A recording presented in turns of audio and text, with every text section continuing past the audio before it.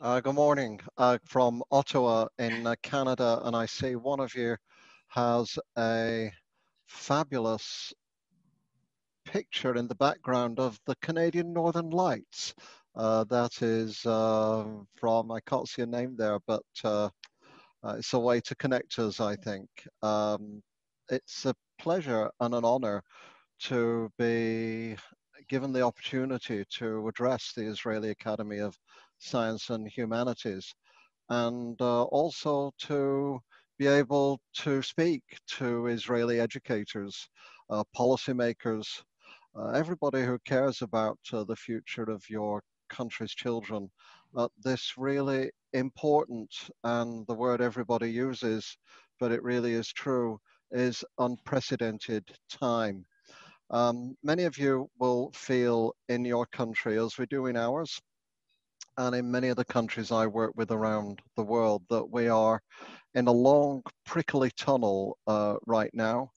Um, and it's sometimes hard to know when and where and how we will come out the end of it, but there will be light at the end of this. It may be in 2021, it may be in 2022, but there will be.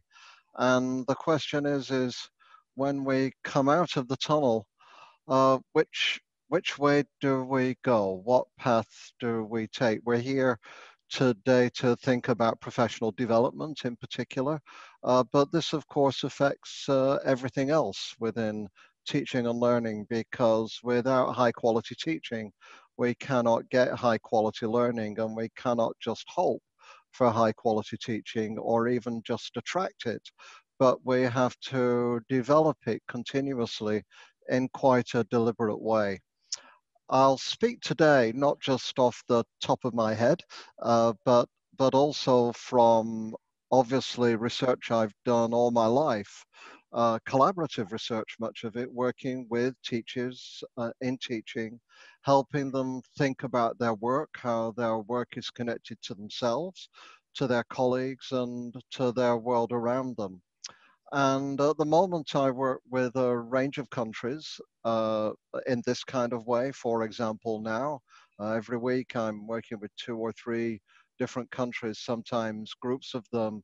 And I'm also president and co founder of this project or movement called the Arc Education Project, which is 7 to 8, it varies every year, educational systems, their ministers, and their teacher of professional association leaders to advance humanitarian values in education. We've been going now for 5 years, and during coronavirus, we've been engaging with each other as peers to try and learn from what other countries are doing and thinking about, because we're all out of our depth. Every day we feel like we're on the very edge of our capabilities in terms of dealing with this crisis. So when we're out of our depth is when we especially need the knowledge, the insight, the ideas, the creativity of people around us. To begin with, I'd like to encourage you to think of professional learning not just as professional learning. This is really the term we've come to think about in the last 20 years or so, where we've been encouraged to concentrate more on how the learning of our adults connects to the learning of our children. And we've been encouraged to think about how one grows as a professional being a deliberate process of connecting with ideas, with research, with inquiry, and so on. But I don't want us to forget the other part of growing as a professional, which is that of professional development. So, professional learning might be you take a course, you learn more about maths or literacy or metacognition, for example, all of which are very important parts of teaching and growing as a teacher.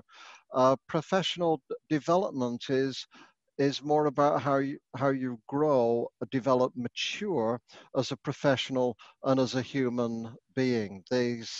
things have to do with your confidence in interacting with colleagues and with parents, your openness, your transparency, your ability to build and develop trust as a leader, for example. So professional development is more about how we grow as professionals and as human beings. We think of children's learning and children's development, and we should think of professional development in exactly the same way. So Michael Fullen and I actually call it professional learning and development, which is PLD.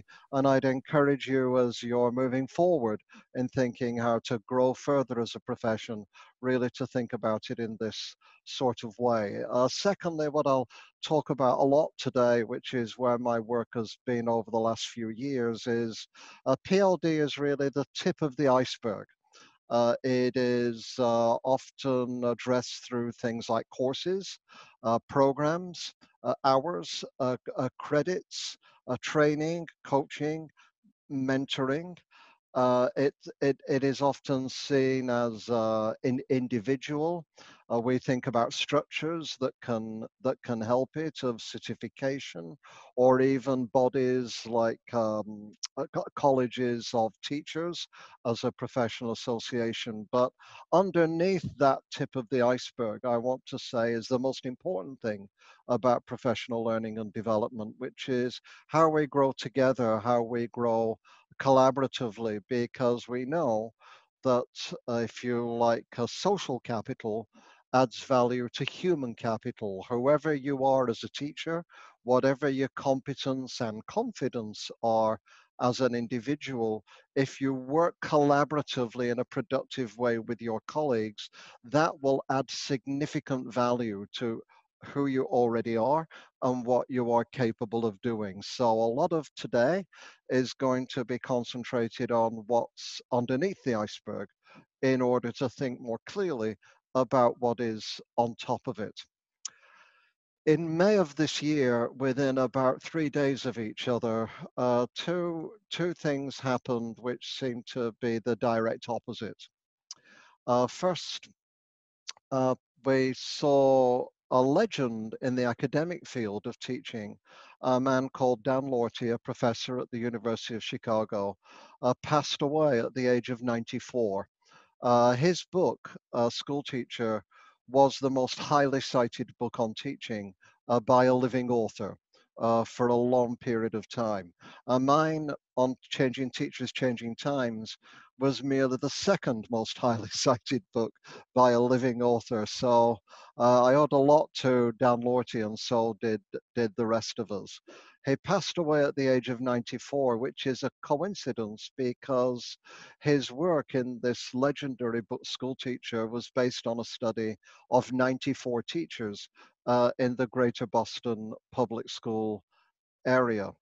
And what is interesting about Lorty's work, in 1975, when he was really the first almost from research to talk about what teaching was like and the culture of teaching, was that his book was really a depressing book, which communicated a belief that teaching was as it was, and there was little hope for it to change.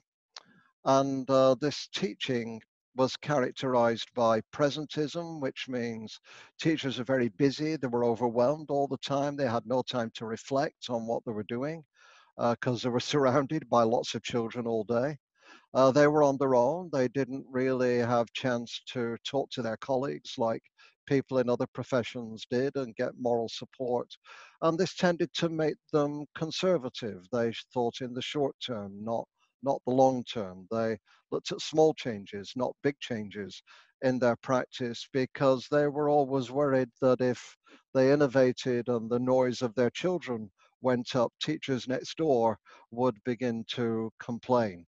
So Lorty's view was that teaching should never change. And then about 3 days after Dan Lorty passed away, this billionaire who is part of the 1% in the world that own 50% of the world's wealth, Bill Gates, signed an agreement with the governor of New York State, really saying that after the coronavirus pandemic, things had to change. and schools should no longer be the way they were. We should reimagine them. And through technology, we could learn anytime, anywhere.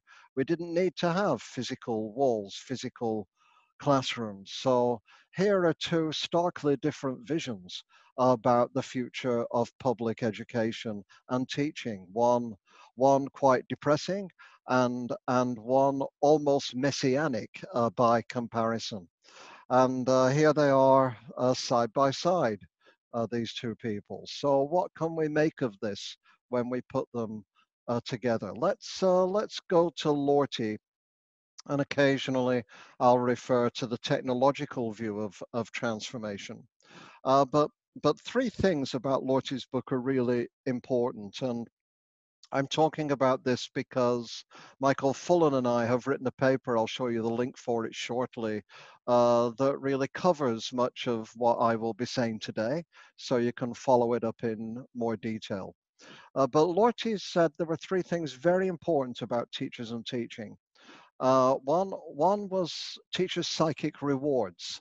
And so one of the things that brought teachers into teaching and kept them there was really the emotional rewards of being with children, their relationships with children, seeing children grow and develop, getting feedback from them on what a difference they'd made in their lives. This feedback was scarce and it sometimes came a lot later, but these emotional rewards were very important for teachers. And I think if we think about Bill Gates's vision, we have to remember that any vision of technological transformation has to take account of these emotional rewards in teaching. Not all teachers or even most teachers want to move into an online environment for the rest of their careers, even part of the time. University teachers might. There's a great future for online in universities, but in school teaching, the relationships of teaching and learning and development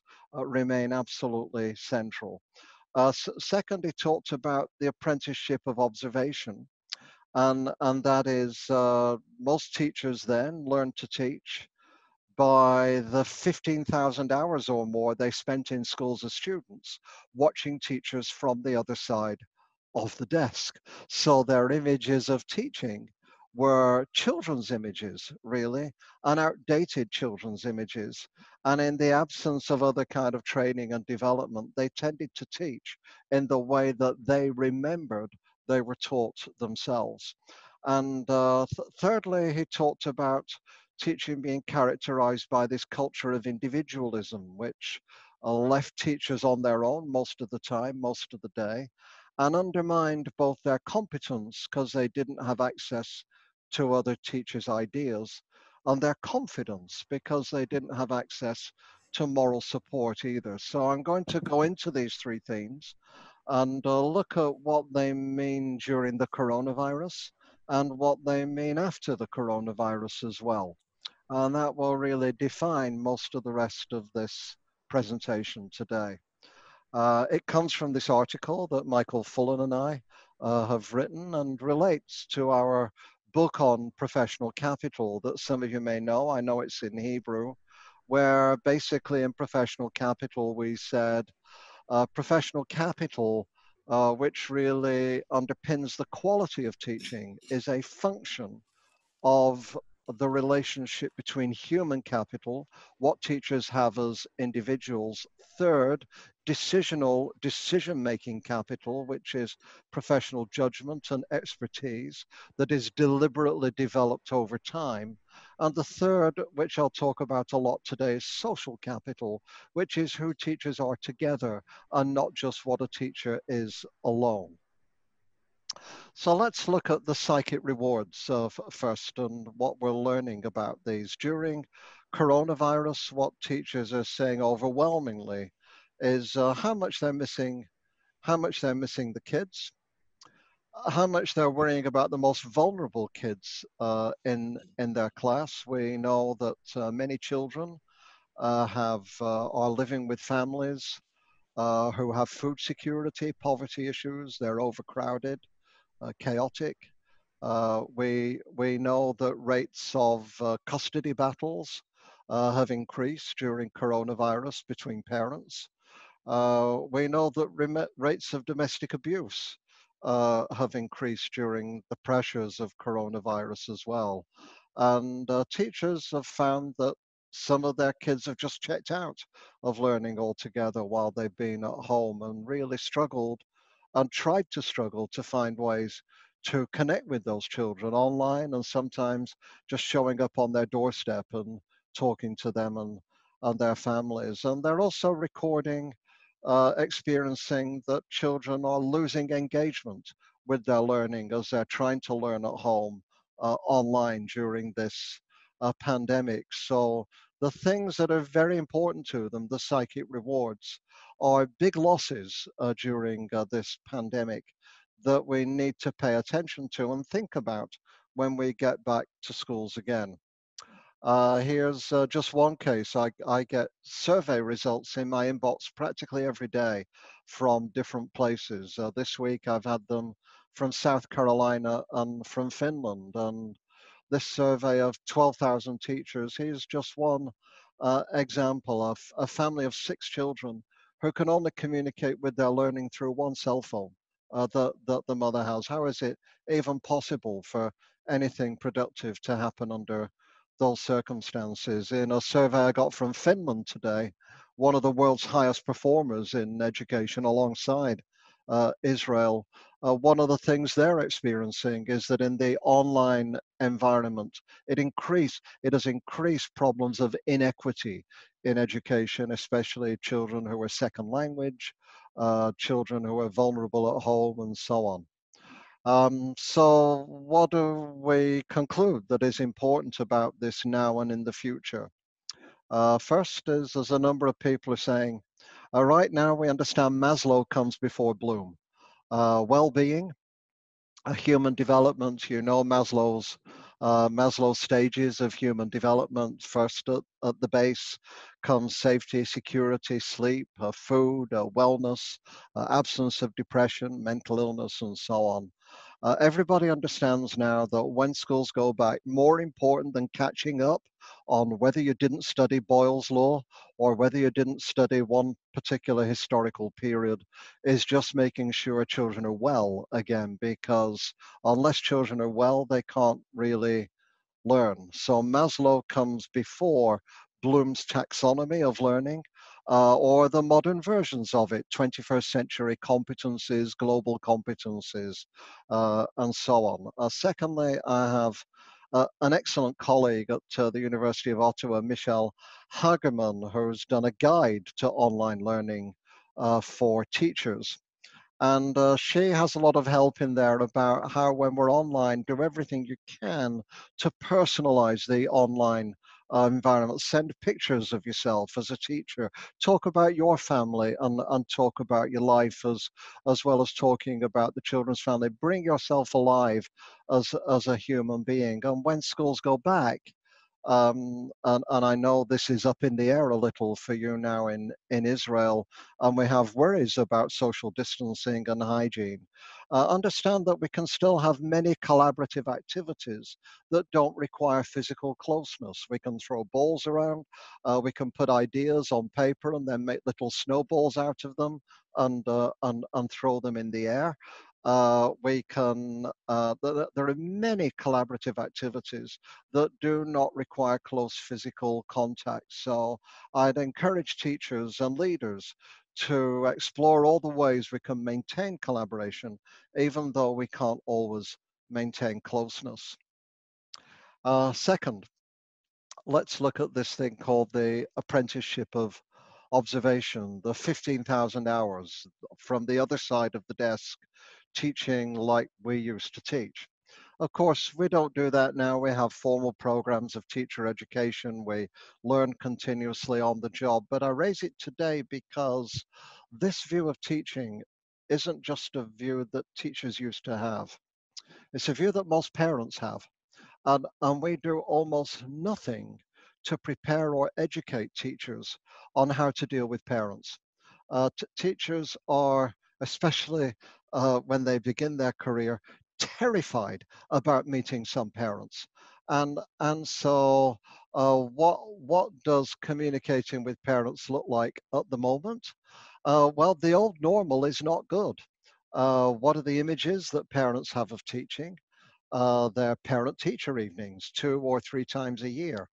Their report cards, which certainly in North America are very computerized, formulaic, with phrases that are pre-written for you to choose from. So they're a bit clinical, a bit sanitized. They are test scores. In Canada, we call those the EQAO scores. So parents look at test scores to figure out how their schools are doing, and they're gossip from their own children. What did you do at school today? Oh, we just played. Or they're gossip from other parents as well. So parents are trapped in their own memories of what school used to look like, with slim pickings of whether and how and if the schools and the teaching have changed now. And during coronavirus, what we've experienced is an unprecedented moment where parents have been watching teachers teach in ways that the teachers don't want to teach. And that is horrific for the parents, for the children, and for the teachers.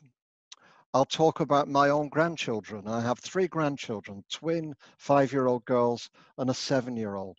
One of their online lessons, one of the girls lay over my wife's lap. My wife's teaching them. She's a former school principal. The other girl hid under the table. And meanwhile, their brother was walking around in the background, making a commentary on what was going on, while another father online was constantly prodding his son about what to say in the class. This is not the way children want to learn. This is not the way that parents think teaching wants to be. It is not the way teachers want to teach. And teachers feel, as you see in this, their own wellness is at risk because they feel they're doing their best, but nothing is really satisfactory that they can come up with. Here's a letter in our local newspaper criticizing teachers for not doing enough synchronous teaching online. And they even said, look, I can look up your salary online. It's a government salary. You're earning $100,000 a year. What on earth are you doing if you're not teaching lessons online to my children? So for some parents, teachers are not doing enough. For other parents, including this famous one from Israel that I'm sure you know about, that had millions of views on YouTube, it's too much. It's crazy. It's impossible. Two computers, 4 kids, constant downloads of things to do. So it's either too much or it's never enough. That's what parents are experiencing at the moment. But when we come out of this, the answer is not to have more observation of teaching in schools. And the answer is not to go back to the old normal. So how can we educate teachers and schools and systems to think about improving relationships between parents and teachers? And 3 suggestions are these. One is the one thing that nobody has missed during coronavirus has been educational testing. And I know one state in America, for example, that has decided to move all the budget from standardized testing to continuous assessment. And we now have great digital tools to give students feedback on their work in real time so that they can indicate how much they understand it, especially if some of the curriculum is online. They can indicate that to themselves, to their parents, to their teachers. Teachers can use handheld devices to take pictures of children's work and share those with the children, with the parents, and with their colleagues, including their judgments about those work in real time. I'm not in favor of technology anytime, anywhere, and I've written about this in the Washington Post. But I am in favor of thinking hard, what is the unique value proposition of any technology in education? And this is one of them. for bringing our assessment systems from the factory age of the 20th century into the digital age of the 21st century in ways that will enhance the interactions and the collegiality and the communication with parents rather than undermining them with standardized test scores that we do now. Secondly, is instead of always meeting with parents individually, meet with parents as a group in circles, in learning circles, like Indigenous communities do, where nobody has authority, nobody is better than anybody else, but in open, transparent communication, there's a chance to talk about teaching, learning, and child development together. And third, a big movement in many parts of the world, not just with Greta Thunberg, but with many children now, is increasing student voice. And the more we help students be articulate about their own learning, how they learn, their confidence in their learning, what they're learning, why they're learning it, they can communicate this not only to their teachers, but communicate this more articulately to their parents as well.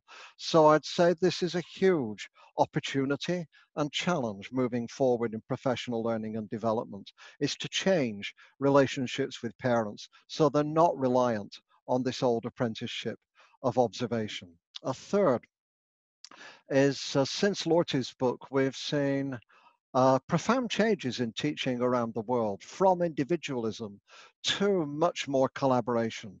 Michael Fullen and I have played a role in this, in trying bringing it to schools and to communities. The question is no longer whether teachers collaborate or how much teachers should collaborate. It's really how well teachers should collaborate. Some good news about coronavirus is this survey from Alberta in Canada records how many teachers are finding they're collaborating more during coronavirus rather than less, as they need more access to other teachers' ideas and support. In South Korea, which has done particularly well with coronavirus, one teacher in every school is appointed to be part of a national network to develop an online curriculum for all the children, and over 99% of parents have access to online capability. So collaboration's going up, but what kind of collaboration do we want? And I just want to mention three things here as we think about moving it forward. In coronavirus, we've learned that we can collaborate online as well as offline.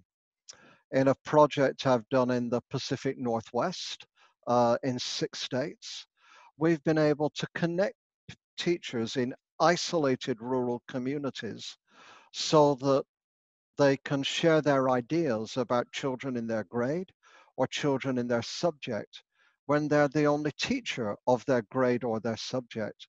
But now they have colleagues elsewhere who they can plan curriculum with. So another UVP, unique value proposition of technology, is to connect teachers across long distances, though our evidence is that works better when there's also a face-to-face relationship 2 or 3 times a year between those teachers. And if we can have the benefits online as well as offline, why can't we have those benefits for other kinds of teachers too? So that you can connect with teachers in other schools, in other systems, on developing your own curriculum, connecting your students to each other, as we've seen, so that they can give feedback on each other's work. What we've learned with adolescent high school students, for example, is they're more likely to accept feedback from another teenager from another school than they are from another teenager who sits right next to them and they have to live with for the rest of the week or the year. So think about online as well as, not instead of offline, but as well as offline, connecting with teachers near at hand as well as teachers far away. And third and last, which is what I'll finish on today, is thinking about two things in relation to effective collaborative professionalism, what we call solidity and solidarity. Michael O'Connor and I talk about this in our book, Collaborative Professionalism, from 2 years ago. based on outstanding examples of collaboration among teachers of very different designs in 5 different parts of the world. So what do these two things mean, solidarity and solidity? Well, the solidity part is when you collaborate, the collaboration is more likely to stick and to yield results. If you do two things, if one, there is a concrete product, it's a curriculum, an assessment rubric, for example, and people don't just talk about their mission or their vision or about where they want to go.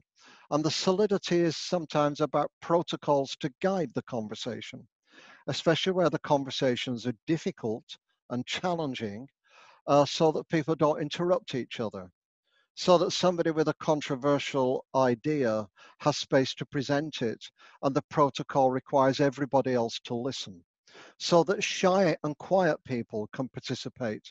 As I know there are no shy and quiet people in Israel, but shy and quiet people can participate, as well as people who want to go to it and argue and so on. So protocols and structures and clear outcomes are really important parts of collaborative professionalism to make sure that it has impact and that teachers become motivated enough to persist because they can see the results coming from it. But don't forget the other part, which is the solidarity part. And these are my last couple of slides. Am I okay for another 3 or 4 minutes? Okay, this is from my memoir. So I've just written a memoir. It stops at age 22 because everything was downhill after that. And in this memoir, I describe a working class upbringing of social mobility in the north of England. I come from one of the 10 poorest postcodes in the whole of the UK. The memoir describes lots of things.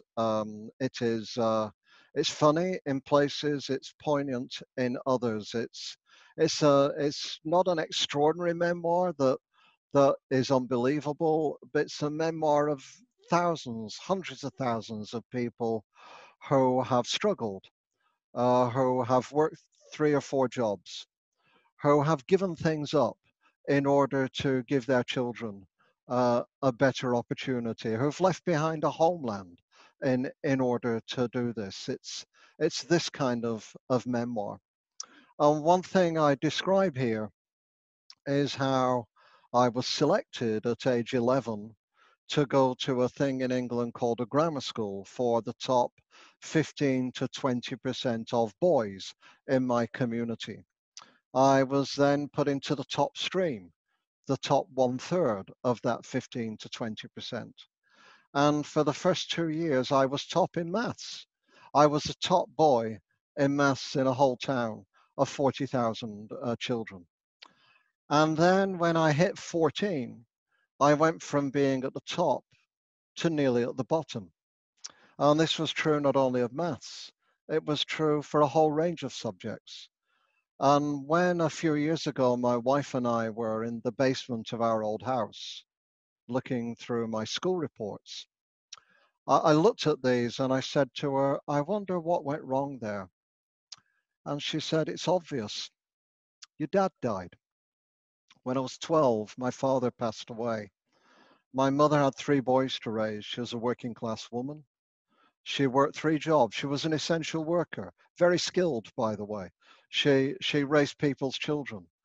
She cleaned people's houses. She worked in a local shop, and for a while she endured and she survived. And she got us through until eventually it became too much for her.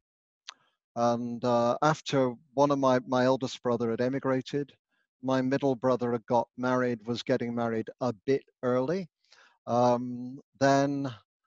Then she just collapsed. She had a nervous breakdown. She couldn't leave the house. She couldn't get out of bed. She wouldn't eat.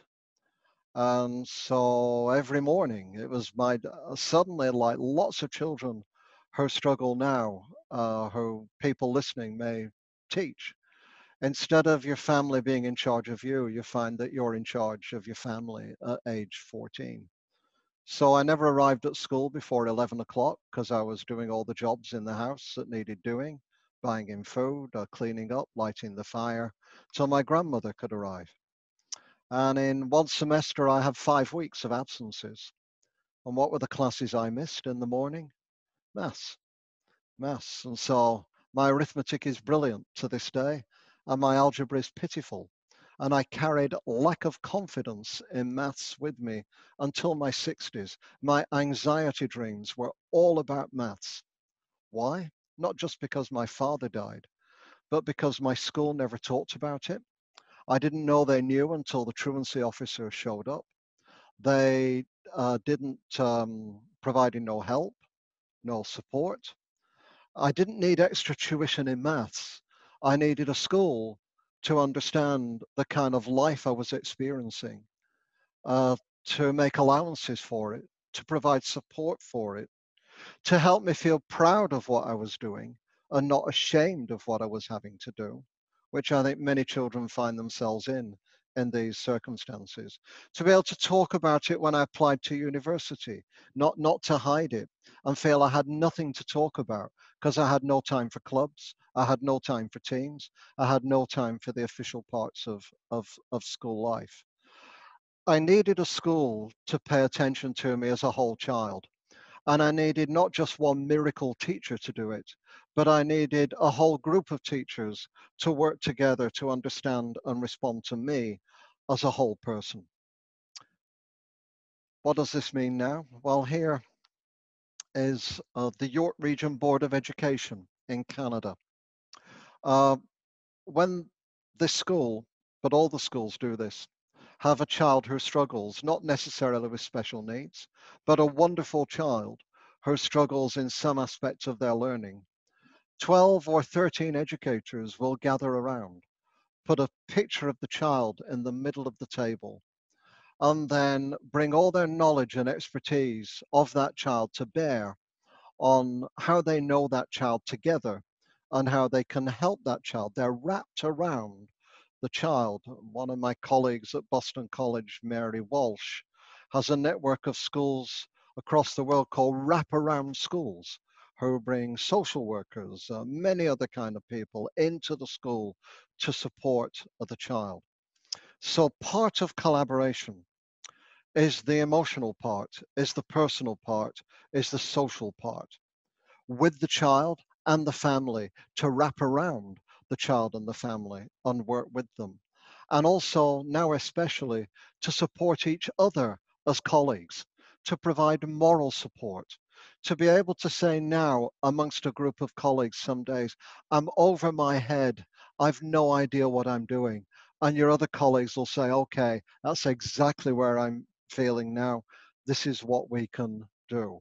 Moral support, emotional support, openness, transparency, trust. We can't just hope for these to happen or believe we can find the right personalities to make them happen. We have to deliberately develop people so that they can experience that themselves and help others to develop it over time. So these are three things I've tried to talk about in terms of professional learning and development. One is how do we pay attention to the psychic rewards of teaching and think about how in a digital and in a non-digital environment we can really enhance that. How do we pay attention to parent-teacher relations and think about everything like student voice and assessment as ways of enhancing that? And how do we build collaboration more effectively amongst teachers, which is the greatest yield for professional learning and development that has both solidity of stuff and solidarity of relationships? We are in a long dark tunnel and there is light at the end of it. But even when we're in the tunnel, please remember the words of Helen Keller, who said, great American author, who said, walking with a friend in the dark is better than walking alone in the light. Thank you for listening, and I look forward to your questions a little bit later on.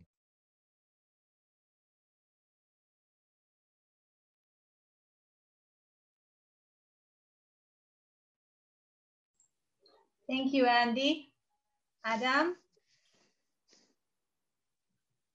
Okay, thank you very, very much, Andy, for that insightful and moving talk. And I'm sure people have, they've been writing in the notes how excellent moving lecture.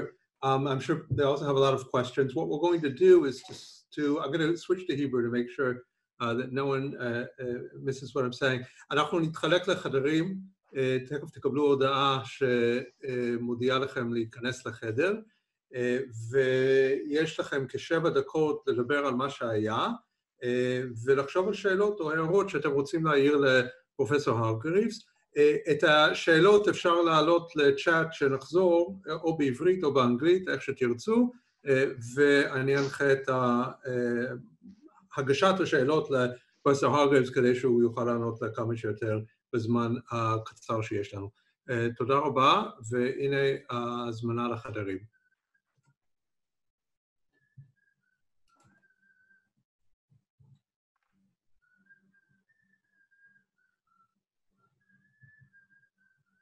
Is involved. At least in Israel, there's been a lot of disdain for teachers, disintegration of work-life boundaries, a lot of uncertainty. And I wonder if you could comment on that and on what you see happening in the rest of the world vis-a-vis the psychic costs of teaching in Corona. Yeah, it's thank you for that. I think first is to recognize people are struggling everywhere. So there are very few exceptions. So Iceland, for example, which is a small island of 340,000 people that's been able to insulate itself, its children have been able to stay in school most of the time. Most of the Nordic countries have managed to keep their infection rates low.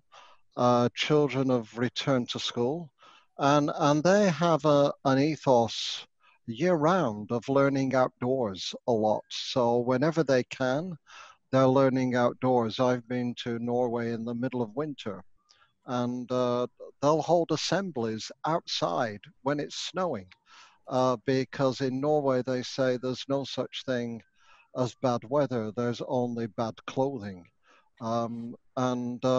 So I think first of all it depends on how much the coronavirus has spread.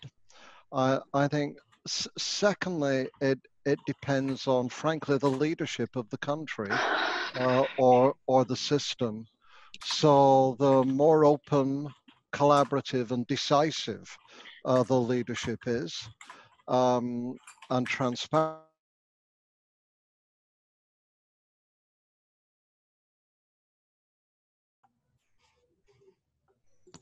מושתק. מישהו השתיק אותו. מי בוא נראה רגע. So Hargreaves, you're muted. Yeah, can you, did you hear any of that? Most of it. Yes. Just Most the last 30 seconds. Okay, I never muted myself, so I was saying a lot depends on the leadership of the country, and the more open, transparent, collaborative and decisive and evidence-informed it is about coronavirus in general, the more it's likely to reach an agreement with the unions so that the unions and other stakeholders are actually moving together. Everybody understands it's difficult, but there's a culture where there's less blame or accusation, for example. And it depends a little bit on the pedagogy of the country. And so South Korea's done quite well, partly because the virus has not penetrated a lot, partly because the leadership is very clear, it's very collaborative, partly because the culture is very compliant about things like mask wearing, historically, even without coronavirus, but also because the pedagogies are traditional. And so if you teach online traditionally, it's not that wildly different from how you're normally teaching within a regular classroom. The countries that are finding difficulty are ones where the rate is high, where there's lack of trust in the leadership. The United States would be a very good example, but also my own province, which has bad relationships between unions and government, and where the pedagogies are actually a bit more open and a bit more interactive normally, and people are finding it very difficult to reconstruct that in an online environment. Thank you, Andy. I'm going to try to combine three questions into one. Quite a few questions are in the chat now. Two of them deal with how do you deal with the physical distance with being online vis-a-vis, for instance, social and emotional learning and relationship building, and in particular, how do you deal with educational achievement gaps during this time when everything's moving online? And how do you do it in your mainstream schools, not just your islands of excellence? Okay, let me answer the first question and then try me again on the second one, because okay. I'm not so sure I've completely got that. With physical distance online, my colleague Michelle Hageman, and I can recommend the resource. It's worldwideWeb.onlineteaching.ca, and this is a public open access document. What's good about it is that it acknowledges all the problems, brings all the demons out of the cupboard, and but is also constructive, practical, and approachable about the alternatives. And they have two examples. One is from a 9-year-old girl, and it has a screenshot of her inbox, and her inbox is just flooded with links and materials she can go to, and they're trying to catch up every day, and it is impossible. And that's just one child. Imagine if you have three children in three different classes within a family, for example. And then they compare that to a teacher who has a class of 22 in a very challenging area and managed to keep 19 of those children within the program that she was doing online. And she would do things as well as seeing online. She'd call them, just regular old style phone, and make individual contact.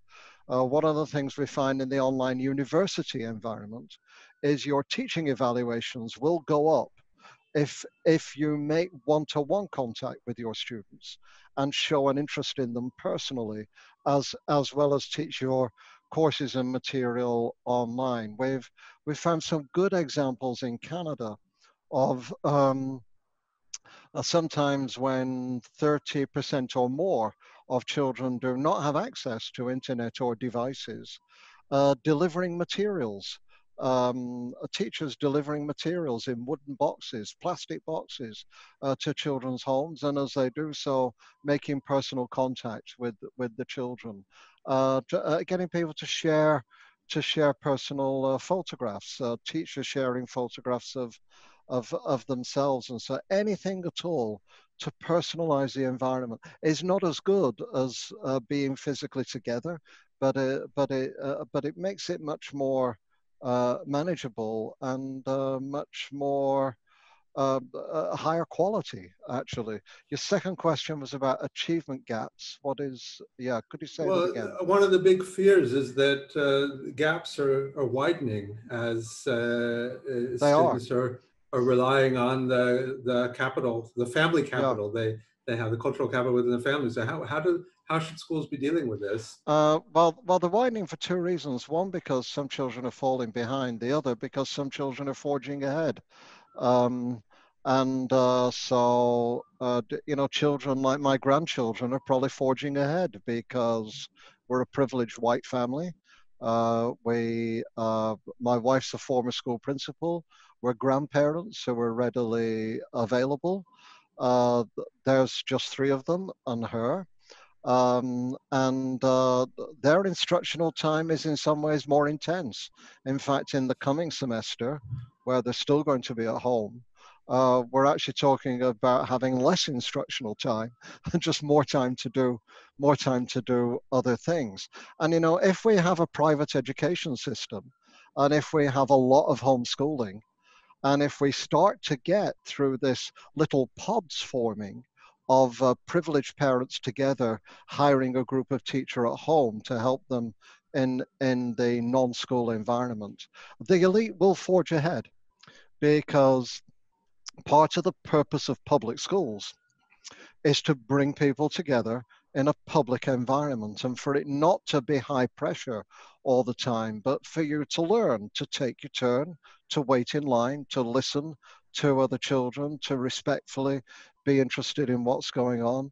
Sometimes just to talk to the kid next to you, have a bit of a break or do some coloring in, or so this is the public school. And the purpose of public school is to flatten things out a bit, not in a bad way, but in a good way, because we're also learning to be in a community and to grow up with different kinds of children from different kinds of backgrounds. So some children are forging ahead, and the longer we live in this semi-private world, the more that will happen.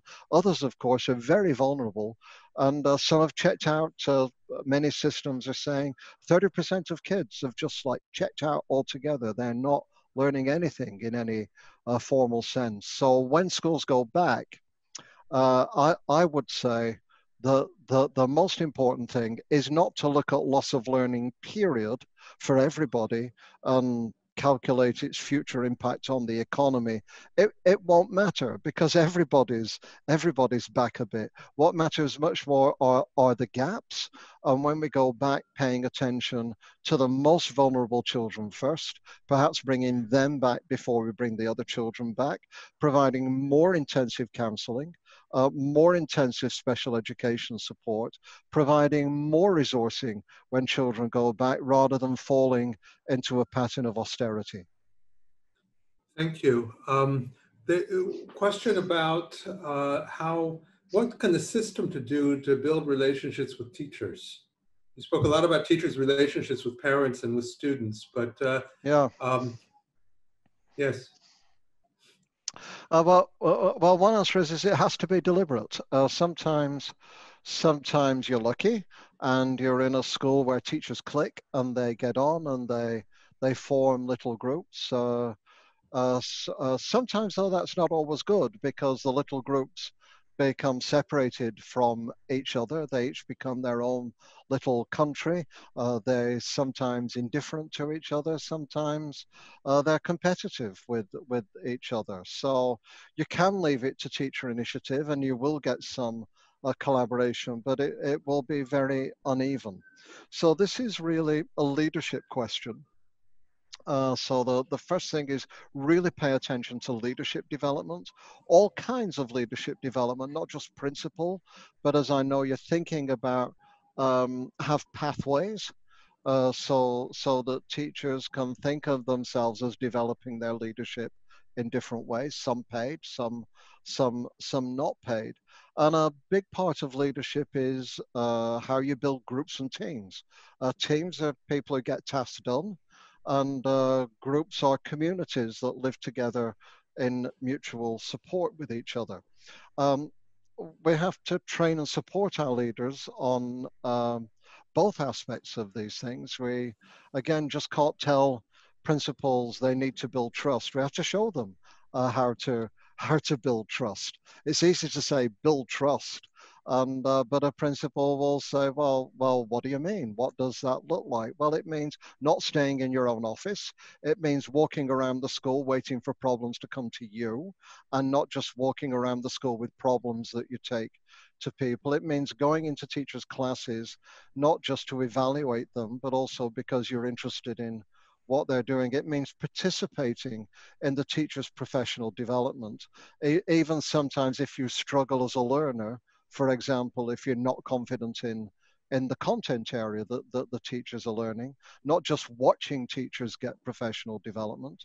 It shows that you model yourself as being a learner, within your own job, that you collaborate with other principals and with other schools. So you don't just tell other people to collaborate, but you model collaboration in your own way. You show openness to other people's ideas. You don't micromanage. So you get collaboration going, but you don't micromanage it once you're going. So really the pivotal person is the leader, or the pivotal people or groups of leaders, and having a very deliberate program to develop those competencies and capabilities, including a lot of coaching and mentoring, which has the biggest impact, is the best way you'll get these things going.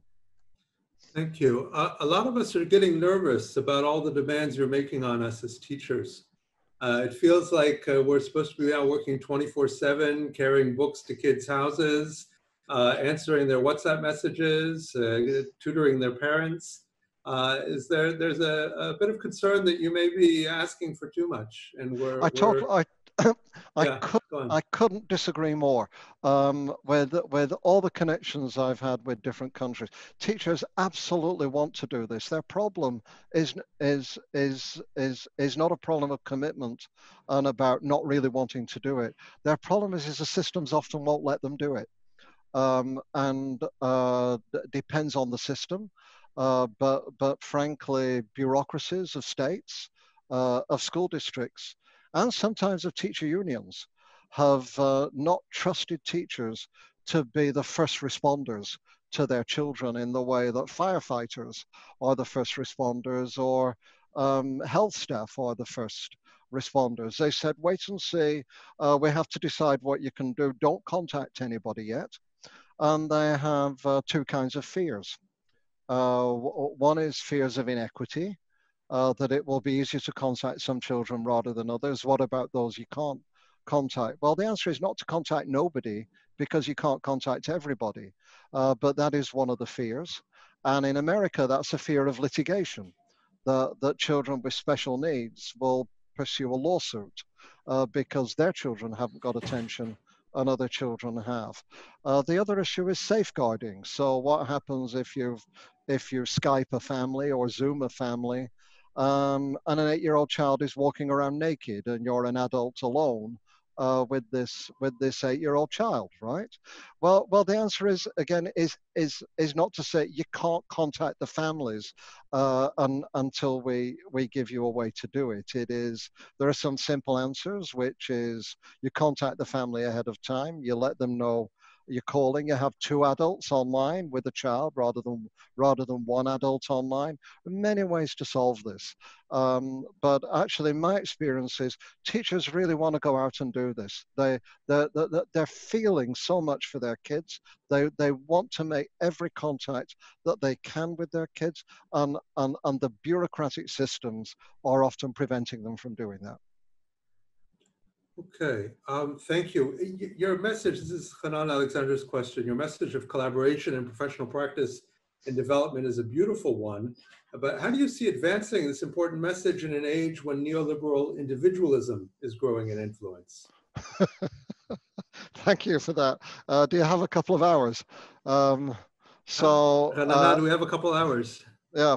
Well, first of all, neoliberalism does advance some kinds of collaboration.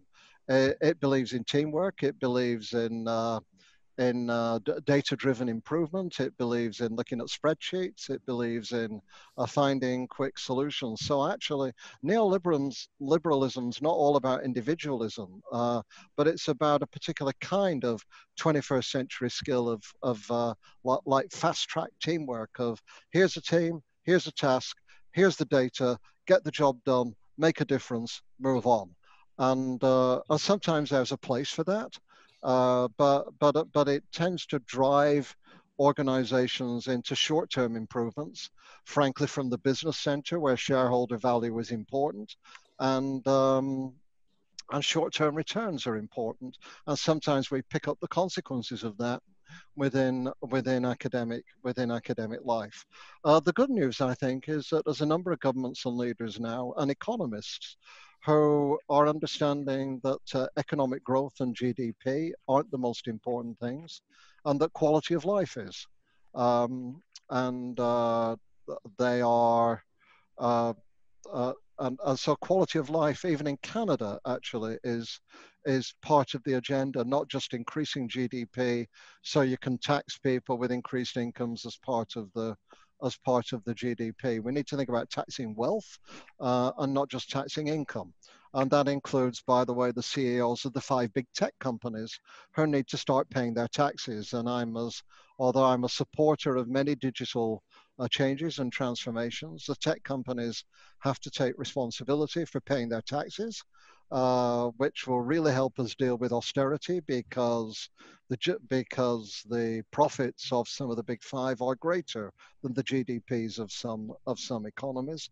And they have to take responsibility for the downsides of technology, such as digital distraction, digital addiction, and so on. So I really like to see the tech, and I talk to them about this. I talk to international development banks and so on. So, and the good news is so far they don't think I'm completely stupid. So I think now there's an agenda where we don't have to accept neoliberalism, but we can say post-coronavirus, like post World War II. But we're at a moment where we can redefine in the world how we go about business of growth related to quality of life, and not collapse into austerity, and not feel that the low paid and the middle income have to pay the price. But there's another way of going about this. And the big 5, of course, just had to appear before a congressional committee in the US under scrutiny. So I think we'll see some changes here. And I don't think we should sit back and feel neoliberalism's won. We're in a different moment post-coronavirus, and we have to make it happen.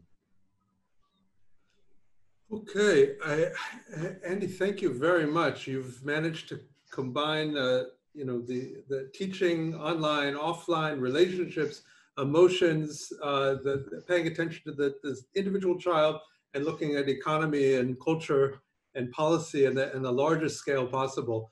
Unfortunately, I've been told we're out of time, so it's I think I speak for everyone in saying thank you very, very much for joining us. And I'm passing over to Ranana, right?